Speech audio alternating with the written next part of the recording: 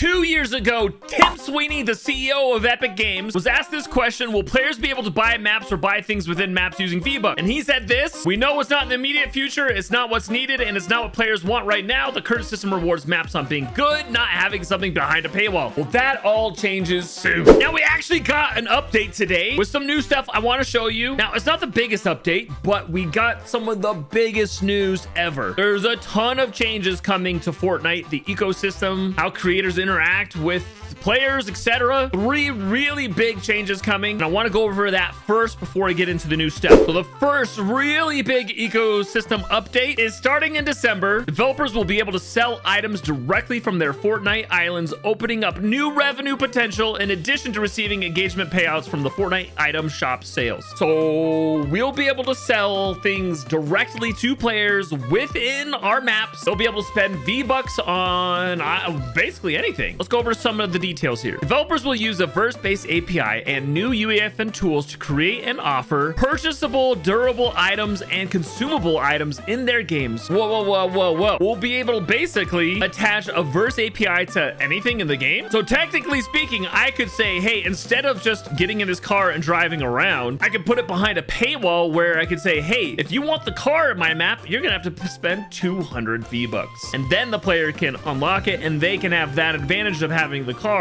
where other players who don't have 200 V-Bucks can't use the car. Or I could potentially even have a doorway into my map that says it's locked until you pay to get into it. There's 2 things they're talking about here: durable items and consumable items. I'm pretty sure the difference between that is like a durable item would be like, once I unlock this door, it is always unlocked for me. So I paid my 100 V-Bucks to get in through this door. Now I always have access to that. This could be a VIP room. This could be a door to your map. It could be something you unlock that is just always a part of your Pokédex or something. I don't know. A consumable item is going to be like an item that's in your like inventory or something that you can use, and maybe that it disappears once you use it. We've already seen a lot of maps using like custom items and stuff, but I'm assuming what they mean here by new UEFN tools coming to help us with this is, if you look on the road map, you can see here in Q4, which would be probably in December, custom game items and inventories coming to the ecosystem. So this should be more powerful tools to do custom items to accompany this new like pay to win system. Basically, that's going to mean you can pay to win in a map, where instead of grinding to get the car, you can just pay for the car and, you know, skip the grind, which, I mean, that is very similar to what Roblox is right now. And instantly, from what I've seen online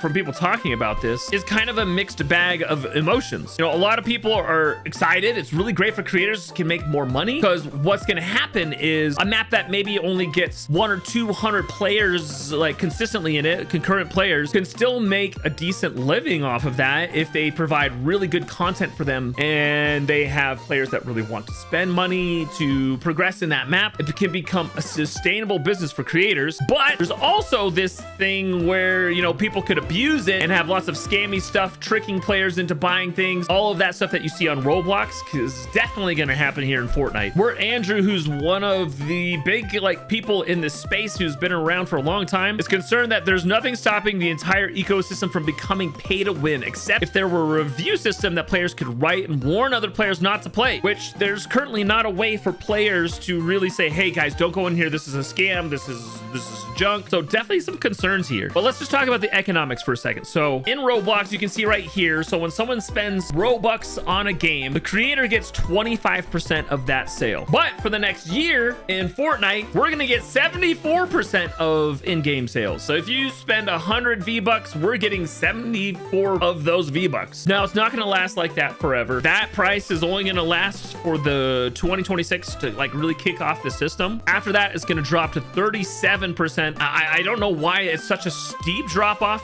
Maybe closer to 50% would be cooler. Come on, Epic. But I get that Epic has to like support all of this and like keep things running. I mean, that's how Roblox keeps their lights on and keeps the ecosystem running. But that's not the only big change. They're also adding soon a sponsored row in Discover. So this is what it could potentially look like. There's going to be a row of sponsored maps. Creators can pay to have their map featured in Discover. So all of these maps you're seeing right here would have paid, similar to like a Google ad or something, for their map map to get impressions here. According to this post, in November, they're adding the sponsor row. So this is going to start in like 6 weeks. Now, the good thing about this is maps that never get seen and discovered at all could have potential to kick off their map with a few $100 or something and get some impressions and plays in their maps and potentially get players that are going to support them long term. That, I think, is the goal of this. The concern with this is that big creators will just spend hundreds of thousands of dollars to just dominate the space. And we're just going to see the same top maps here all the time. And I think that's going to happen. But I don't know exactly how that's going to work. Now, the cool thing about this is all the money for the next year is that people spend on this system. So let's say top map maker A spends $1 million sponsoring their maps. All that money spent is going to go back into the engagement payout pool and go back to creators. Now, that's only for the first year. The second year, it'll drop to 50% to once again pay Epic for all the things that they're doing to support these systems. So this will be an interesting change in November. Okay, last major announcement is Fortnite creator communities. So in the next few months, they're going to launch Fortnite creator communities, where creators will be able to build community forums with island updates, event information, feedback requests, and more. So it sounds like creator posts will appear in Discover. It says up here even island lobbies, island pages. So your community members will be able to see, oh, there's a new update or something big is happening soon. You can even see here that people can thumbs up the post, maybe even comment on it. This is a massive step in the right direction to building real communities within the Fortnite platform. Okay, now let's talk about a couple of the updates. First thing is go to the indoor residential prop gallery. The 8th birthday cake is now available in there. Happy birthday, Fortnite. I can't believe it's been 8 years. It's wild. The next update is actually,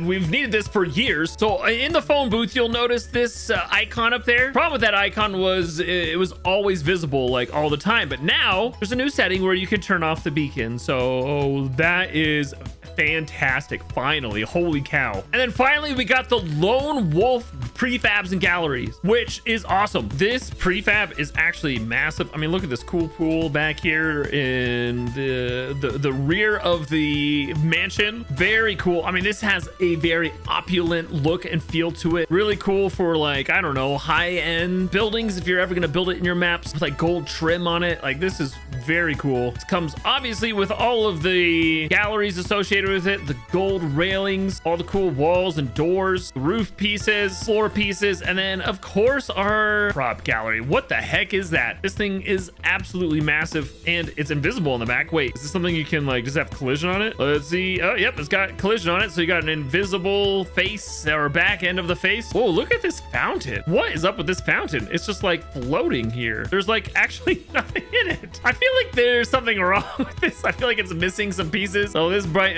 piece might actually be broken. This is a really decent prefab and gallery. Once again, just happy to be getting stuff so early. Like, we didn't have to wait for this stuff forever before, but now we're just, I feel like every update we're getting, I just expect a new prefab and gallery. So big stuff coming next couple of months. The whole ecosystem is changing. What do you think?